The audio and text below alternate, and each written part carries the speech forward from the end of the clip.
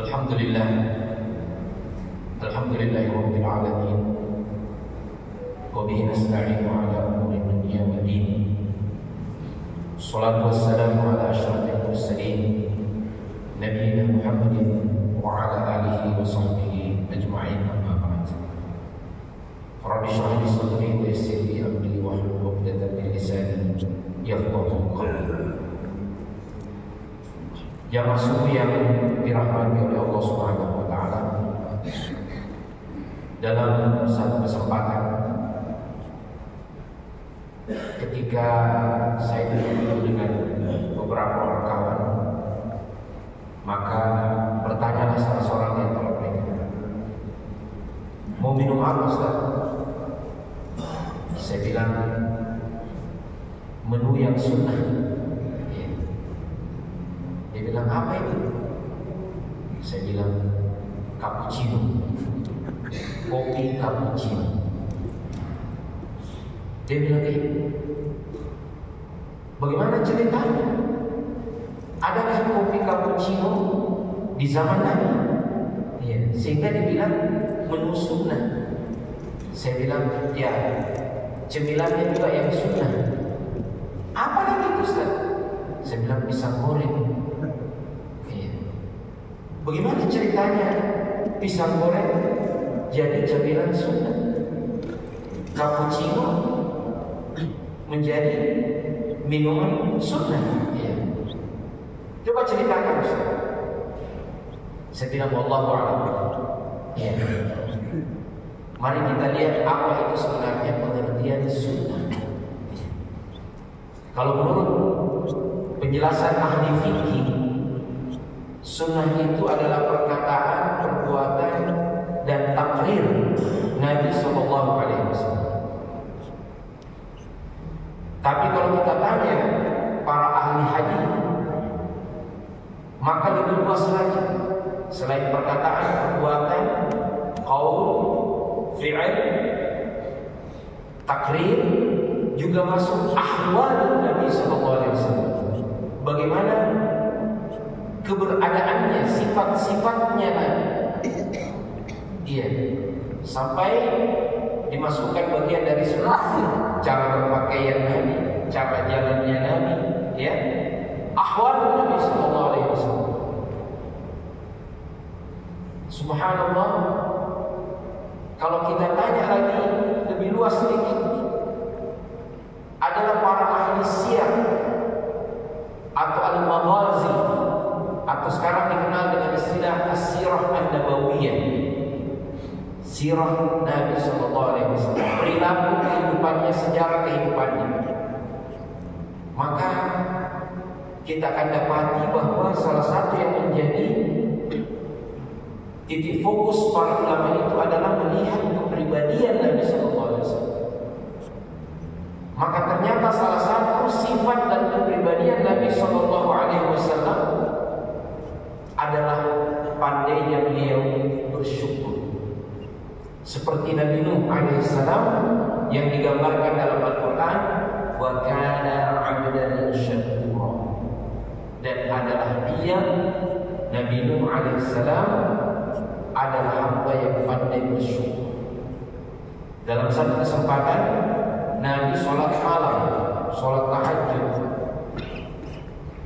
Setelah Al-Fatihah dibaca surat Al-Baqarah sampai selesai. Ya. Berapa juz ini kalau surat Al-Baqarah? 2,5 juz, berarti sekitar 25 lembar satu rakaat. Disangka sudah mau ruku oleh istrinya Aisyah radhiyallahu anha. Ternyata sambung lagi Ali Imran. Berapa panjang kalau Ali Imran ini, Ustaz? Ya. Mungkin 1 juz lebih, ya. Subhanallah. Berarti sudah 3 juz lebih dibaca. Disangka sudah mau ruku, tambah lagi surat An-Nisa.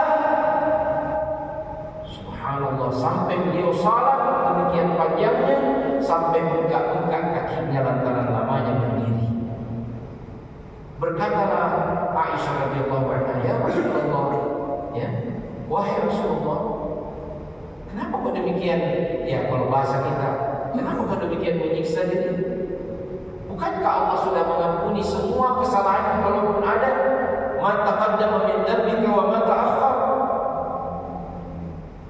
Kata Nabi sallallahu alaihi wasallam, "Afala uhibbu an akuna 'abdan syakura." Apakah tidak boleh, ya, aku mau menjadi hamba yang pandai bersyukur? Subhanallah. Cerita punya cerita, kawan ini bilang, apa maksudnya semua ini, Ustaz? Saya bilang, ternyata salah satu sunnah Nabi yang paling utama itu adalah bersyukur. Terus apa kaitannya dengan cappuccino dan pisang goreng? Ya, saya bilang ada hadis Nabi yang lain mengatakan begini, Innallaha yuhibbu 'abdan idza akala aklatan fayahmaduhu 'alaiha. Sungguhnya Allah itu mencintai seorang hamba yang apabila ia makan satu makanan, maka ia pun memuji Allah atas nikmat makanan yang satu itu. Wa idza syariba syurbatan, kalau dia minum satu minuman, fayahmaduhu 'alaiha, maka dia pun memuji Allah sebagai tanda syukurnya kepada Allah atas nikmat satu minuman itu. Maka di saat kepala agak sedikit pening, ya, ngantuk agak menyerang, secangkir cappuccino panas, ya, itu akan membangkitkan kesyukuran kita. Maka jadilah dia minuman sunnah, ya. Dan sepiring pisang goreng membuat kita kemudian bersyukur kepada Allah Subhanahu wa taala. Insyaallah sepiring pisang goreng itu menjadi makanan dan cemilan sunnah. Wallahu a'lam bishawab. Pernah ada seorang syekh, ya, seorang ulama dari Arab, ya. Dia juga, saya bertandang ke hotelnya dan dia bilang, "Mau minum apa?" Ya, saya bilang minuman sunnah. "Apa itu?" Saya bilang kopi. Ya. Setelah saya jelaskan seperti ini, dia tertawa, dia bilang, "Bisa-bisanya." Ya. Nah, ternyata jamaah sekalian yang dimuliakan oleh Allah Subhanahu wa taala, kepandaian bersyukur atau dalam konteks yang lain disebut dengan qanaah, itu membuat manusia, ya, kenapa orang bisa bersyukur? Kalau orang itu memiliki sikap yang disebut dengan qanaah. Apa itu qanaah? Yaqna, merasa cukup, merasa sudah cukup dengan apa yang diberikan oleh Allah Subhanahu wa taala. Dunia ini, Bapak dan Saudara sekalian, ibarat seperti air laut.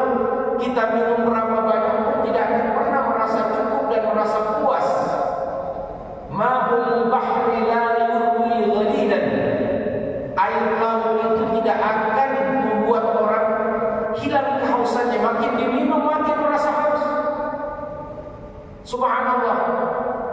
Lawan daripada sikap bersyukur itu namanya sikap loba, tama. Ya, tamun dalam bahasa Arab disebut tamun. At-tama diterjemahkan atau diambil diserap dalam bahasa Indonesia namanya tamak. Apa itu sikap tamak? Tidak pernah merasa cukup, selalu mau menambah, selalu mau menambah, selalu mau menambah. Iya, ini bukan hanya pada yang namanya makanan dan minuman, bukan hanya pada, ya, namanya nikmat yang lain apapun. Ada satu, ya, kenikmatan, kelezatan yang kadang-kala, ya, mohon maaf, lebih membangkitkan gairah daripada gairah dengan suami istri. Ya. Itulah yang namanya syahwat kekuasaan. Syahwat kekuasaan. Kalau orang tidak memiliki sifat qanaah, ya, dia tidak peduli satu periode masih mau lagi, dua periode masih mau lagi, sudah dibatasi konstitusi masih mau lagi. Inilah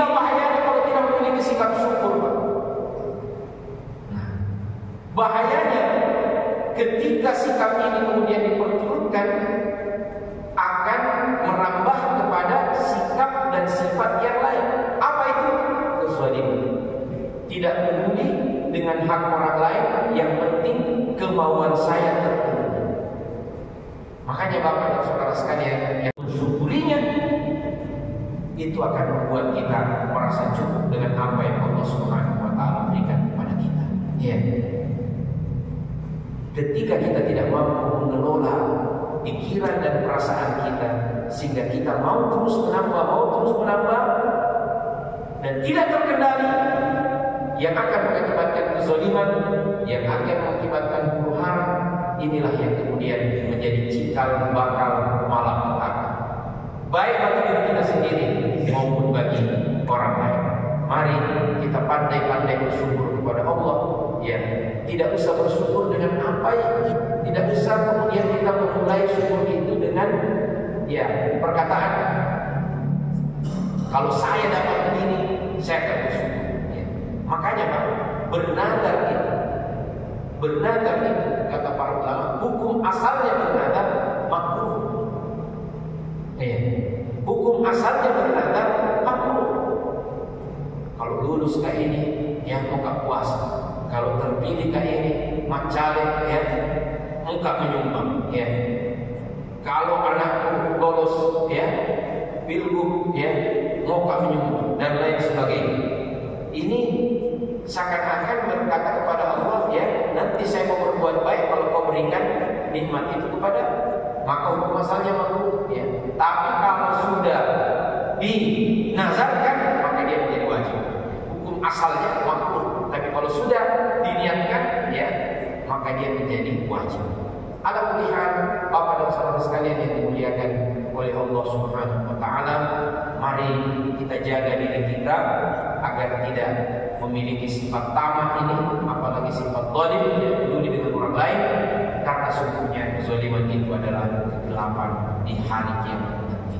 Adzulmu dzulumatun yaumil qiyamah. Kezaliman itu adalah kegelapan pada hari kiamat. Keadilan adalah asas tegaknya satu masyarakat, satu bangsa, satu negara.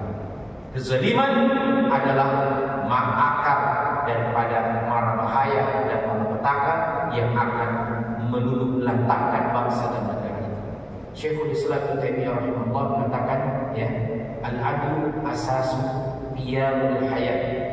Wa inna Allah yuqimu ad-dawlata al-'adilah wa in kana kafiran. Sungguhnya keadilan itu asas tegaknya satu bangsa, satu negara. Dan Allah akan mengeksiskan satu bangsa, satu negara yang adil walaupun itu orang kafir.